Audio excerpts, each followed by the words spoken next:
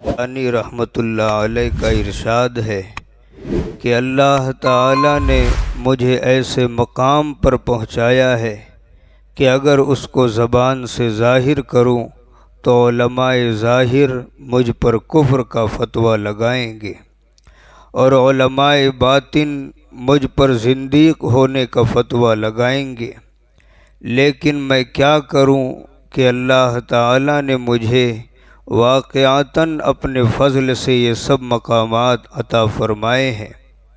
اب میں ایک دعا کرتا ہوں اور جو شخص اس دعا پر آمین کہہ دے گا انشاءاللہ اس کی بھی مغفرت ہو جائے گی۔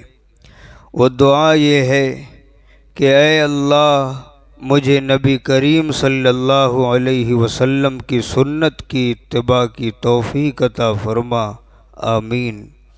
اے اللہ مجھے نبی کریم صلی اللہ علیہ وسلم کی سنت پر زندہ رکھ، آمین۔ اے اللہ مجھے نبی کریم صلی اللہ علیہ وسلم کی سنت ہی پر موت عطا فرما، آمین۔